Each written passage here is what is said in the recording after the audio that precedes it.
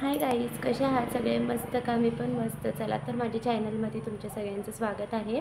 बरेच जण मला विचारत होते का तू व्हिडिओ का टाकत नाही, का टाकत नाही. तर व्हिडिओ न टाकण्याचं कारण असं होतं की माझे सासरे वारले होते, म्हणजे अजून महिना पण झाला नाही त्यांना वारून. तर ते एक्सपायर झाले होते म्हणून मी व्हिडिओ नव्हती केले. कारण का म्हणजे त्यांच्या ह्याच्यामध्येच 5-6 दिवस निघून गेले. त्यांना आमच्या गावाकडे नेलं, मग तसेच दिवस निघून गेले. त्यात परत माझा मामा पण आजारी होते ना, मग सगळे असे दिवस निघून गेले. त्यात माझी पण तब्येत ठीक नव्हती. प्रवासाने मला पण त्रास झाला. तर व्हिडिओ नाही करता आला मला. आणि टेन्शन तर काही कमी असतं, डोक्याला टेन्शन पण काही कमी नाही.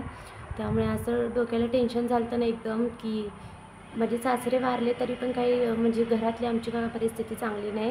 म्हणजे आम्ही पहिल्यापासूनच वेगळं राहत होतो. असं काही सासऱ्यांचा मला त्रास नव्हता, म्हणजे आमच्या सासूसुनांचंच होतं. पण आता सासरे वारल्यात तरी आम्हाला असं वाटलं की त्या बाईला अक्कल येईल, पण त्या बाईला अजून पण काही काढायची अक्कल आलेली नाही आहे.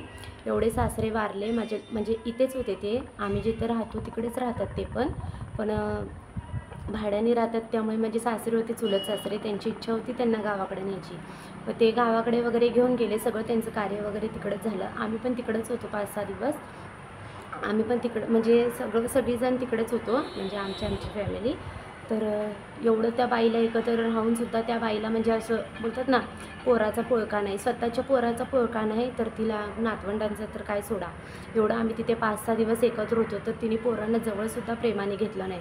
तर त्या बाईची काय लायकी असेल? हां, एवढी निर्लज्ज बाई आहे ना, एवढी निर्लज्ज बाई. तिचा विषयच मला ना, खरं बरेच दिवस झालं तिचं. म्हणजे आम्ही गावावरून जेव्हा येत होतो ना, जेव्हा नवरा बायको निघत होतो, त्या बाईची लायकीसुद्धा नाही माझ्याबरोबर राहायची. हां, मुंबईची पोरगी असूनसुद्धा मी म्हणजे नवऱ्याची परिस्थिती माझ्या नाही, गरीबच आहेत ते, गावाकडे राहणार आहेत. हां, म्हणजे आमचं लव्ह मॅरेज झालं आहे, त्यामुळे आता मी एक पटून घेतलं आहे माझ्या नवऱ्याला. हां, मग ह्या लोकांनी कसं राहिलं पाहिजे होतं? हां, का मुंबईची पोरगी तुम्ही जसं वागवणार तशी ती वागणार का? हां, त्या बाईनं आम्ही येताना भांडण काढलं. म्हणजे माझी तर इच्छाच नव्हती त्या बाईसोबत राहायची. पण माझ्या नवऱ्याने सहज तिला विचारलं की आता वेगळं, म्हणजे आता धीर बाहेरच असतो. जास्त करून गाडीवर 5-7-8 दिवस बाहेरच असतो. तर सासू सासरेच राहत होते एकटे. हां, तर आता नवरा माझा काय म्हणला, एकटीच असणार आहेस घरात, तर आमच्यासोबत येऊन राहा ना. त्या बाईवरती आम्ही दया दाखवली आणि ती निर्लज्ज बाईला वाटतं आम्हाला तिची गरज आहे. हां, त्या बाईने येताना एवढं सुनवलं ना तिने आम्हाला. तिने पोरांकडे सुद्धा माझ्या बघितलं नाही. एवढं बोलली ना तोंडावर. तिकडे मी शांत राहिली, का तर मी सासऱ्याची जाण ठेवली. आणि त्या निर्लज्ज बाईला नवऱ्याची एवढीसुद्धा जाण नव्हती की नाही, ती निर्लज्ज बाई तोंड फाडून फाडून बोलली. लई एवढं बोलली का नाही, ती नाचायला लागली ना जशी, तशीच नाचत राहणार आहे आता आयुष्यभर. हां, तोंडाला माझ्या लागली. मी एवढा दिवस नाही व्हिडिओ केला, टेन्शनमध्ये होती, मी आजारी होती. हां, तर तिने काय समजलं, मी ऐकून घेतलं. असं ना, खरंच मला विचार आठवले का नाही, एवढा राग येतो ना कधी कधी. अक्षरशः बोलायला पण पद्धत असते. हां, तुला मी घाबरत नाही एवढं लक्षात ठेवायचं. हां, लोक माझे व्हिडिओ ना सबस्क्राईब करत नाहीत, पण मला नाव टाकून टाकून सर्च करून माझे व्हिडिओ बघतात. काही लोकांना ना सबस्क्राईब करू वाटत नाही, पण सर्च करून व्हिडिओ बघायला लय मज्जा वाटते. आणि तसंच सर्च करून बघा, कारण का जे जळकुंडे लोक असतात ना, तेच तसे आहे ना, नावं टाकून बघतात, पण सबस्क्राईब करून ठेवत नाहीत. हां, एवढंच आहे तर सबस्क्राईब करून ठेवा ना, आणि मग बघा रोज व्हिडिओ. हां, ज्यांना बघायचे आहेत त्यांनी. एवढे बेशिस्त लोक आहेत ना, तुम्हाला सांगते. माझ्या धीराला तर ना, म्हणजे माझ्या नवऱ्याच्या भावाला छोट्या, त्याला तर एवढी लाज नाही. बाप मरून 1 महिना पण नाही झाला आणि निर्लज्ज बेशरम दुसऱ्या बायकांसोबत जाऊन देवाला जाऊन आला आहे. हां हां, आमच्यामध्ये वर्षभर देवाला जात नाहीत. अरे वर्षभर जाऊ दे, 1.25 महिना तरी तू घरात बस गप्प. हां, एवढं पण बाप मेल्याचं दुःख नाही आहे की हां, महिना पण होऊन दिला नाही. आणि हा देवाला फिरून आला दुसऱ्या बायकांसोबत, निर्लज्ज बायकांसोबत. हां, एवढी ह्याला गरज पडली होती. आणि लाज पण वाटत नाही असले स्टेटस टाकायला धंदे. लोक बघत असतील तर नातेवाईक किती नावं ठेवत असतील बरं. असले बेशरम लोक आहेत ना, ह्यांनीच पूर्ण लाजा सोडल्या आहेत. आणि ह्या बाईमुळे ना म्हणजे माझ्या पोरांना, लेकरांना माझ्या ना आजोबाचं प्रेम भेटलं नाही आहे ह्या बाईमुळे. म्हणजे सासऱ्याची काही गलती, ज्यावेळेस आम्ही एकत्र राहत होतो ना, ते खायला वगैरे पोरांना आणत होते, पोरांचा लाड करत होते. कधी असं पोरांवर हात उचलला असं झालं नाही आहे. पण ह्या बेशरम बाईमुळे ना, म्हणजे सासऱ्याला माझ्या नाही नातवंड बघायला भेटली कधी, आणि नाही नातवंडांना आजोबांचं प्रेम भेटलं. हां, अक्षरशः ते ना, म्हणजे मरायच्या आधी ना, ते 8 दिवस अगोदरच माझ्या नवऱ्याला म्हणजे रस्त्यात भेटले होते आणि अक्षरशः रडत होते की तुम्ही घराकडं काय येत नाहीत, पोरं कशी आहेत, पोरांना का आणत नाही, पोरांना एकदा आणा भेटायला. हां, म्हणजे त्यांना पोरांची कळा होती, पण ह्या बाईमुळं माझ्या सासऱ्याला कधी पोरांचं तोंड बघायला भेटलं नाही. नुसतं ह्या बाईमुळं. हां, घरात गेली तर कधी तिनं वर तोंड करून सरळ बोललीसुद्धा नाही. हां, म्हणजे काय आम्ही हे लोक आहेत का तुझ्या घरात यायला फुकटचं?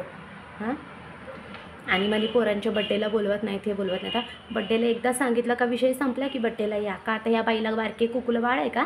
हिला जाऊन उचलून गाडीने आणायचं म्हणून हिला कळत नाही सांगितल्यावरती यायला का? आमचं पोरांचे वाढदिवस असले का आम्हाला तेवढेच कामधंदे असतात काय?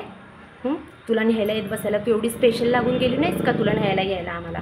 हां, आणि इथनं पुढं जर माझं कोणापाशी जर काय बोलली तर लक्षात ठेवायचं. आणि आता मी भांडणार नाही कोणाशी काय नाही. मी सरळ कोण मला जर काय बोललं तर मी सोशल मीडियावरती ही गोष्ट टाकणार. ही गोष्ट प्रत्येकाने आता लक्षात ठेवायची. मला काही बोलायच्या आधी किंवा माझा मागणं गु खायच्या आधी मी पहिलाच सांगते सगळ्यांना, मी सोशल मीडियावरती ही गोष्ट टाकणार जर माझ्याबद्दल मला बाहेरनं जर काही कळालं तर. हां, ती तर माझ्यासमोरच बोलली होती सोडा, पण मी तिकडं जाण ठेवली का तर तिथे नातेवाईक होती. हां, सगळे आमचे भाऊभावकी म्हणजे गाव म्हणजे गावचे लोक तिथे होते म्हणून मी त्यांच्यासमोर काय बोलली नाही. माझे सासू सासरे होते चुलत तिथे म्हणून. हां, चुलत सासू सासऱ्यांना माझी जाण आहे, पण ह्या बाईला जाण नाही, सख्खी सासू असूनसुद्धा. हां, काय तिच्याकडनं मी अपेक्षा ठेवते सोडा. हां, ती कधी पोराची स्वतःच्या होऊ शकली नाही, तिचं पोरगं कधी नाव काढत नाही, ती नातवंडांच्या आणि सुनाची कधी होणार आहे? आयुष्यभरात एकटीच राहा, एकटीच तशीच जग. आता आलीस तरी ना तू, आता तुला माझ्या घरात पण घेणार नाही, तुझ्या घरात पण मी राहत नसते, एवढं कायम लक्षात ठेव. आणि बघू दे सगळ्या नातेवाईकांनी हा व्हिडिओ. लय तोंडवर करून बोलत होतीस ना तर तसंच तोंडवर करून राहता. माझ्या नादाला तर अजिबात लागायचं नाही.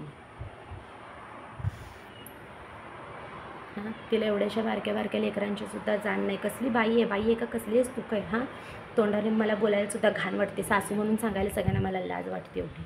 हां, सासरे मेल्यापासून आल्यापासून तिने एक फोन केला नाही. हां, आम्हाला जाण असावी का प्रत्येक सगळ्या गोष्टीची? हां, काहीने सगळी बेशरमासारखी जाण सोडली. एवढ्या निर्लज्ज बायका असतात नाही की आयुष्यात. खरंच मी काय बोलू तिला, जाऊ द्या. मला तर तिचं तोंडसुद्धा बघायची इच्छा नाही आहे. आणि त्या पोराला तर लाज वाटली पाहिजे. बाप मरून 1 महिना नाही झाला आणि दुसऱ्या लोकांसोबत हिंडायला जायला जरा लाज ठेव. हां, घरातनं आमच्या येऊन एक वस्तू गेलास तेव्हा घेऊन गेलास तेव्हा लाज वाटली नाही तुला? मागणं आमचा गो खायला. हां, सगळ्यांना वाटलं सहन करून घेते. एकदाच असं सोशल मीडियावर नाव सांगेल ना सगळ्यांचं, प्रत्येकाला ज्यांना माहिती आहे त्यांना माहीत आहे मी कोण आहे आणि माझ्या घरचे कोण आहे. हां, ज्यांना माहीत नाही ना त्यांना फोटोसकट आणि नावासकट मी चेहरे पाठवेल परत, नादाला जर माझ्या लागलात तर. हां, माझं नाव इथनं पुढे लोकांच्या पुढे अजिबात काढायचं नाही. माझ्या जर कानावर पडलं तर काय वाईट खरं नाही कोणाचं.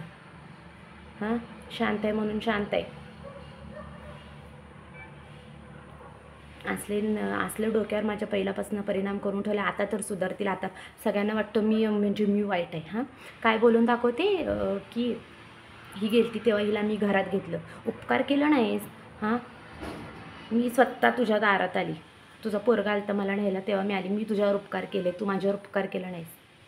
मी जर आली नसती ना तर तुझा पोरगा तर असंच भटकत असता. हां, पोराची कळा आई कशी समजून घेईल? आईला तर उपकारच केले वाटणार ना घरात घेऊन. हां, स्वतः आली नव्हती तुझ्या दारात पडायला, स्वतःचं लय घर असल्यागत. स्वतः पण भाड्यानेच राहत होती. हां, लय दाखवायला लागली उपकार केलं. ते उपकाराच्या भाषानं स्वतःकडेच ठेवायच्या. तुझ्यावर मी उपकार केले तेवढं लक्षात ठेवायचं. लय उपकार केले दाखवायला. बेशरमांसारखं राहायला लाज वाटत नाही का तुम्हाला लोकांना? माझं नाव काढताय, मागणं गु खाताय प्रत्येकांकडं. सगळ्यांना सांगते, एकासाठीच नाही आहे हे. जे नातेवाईक म्हणलेत ना त्यांना प्रत्येकानं सांगते, माझ्या नादाला लागायचं नाही, माझं नाव कुठंसुद्धा काढायचं नाही अजिबात.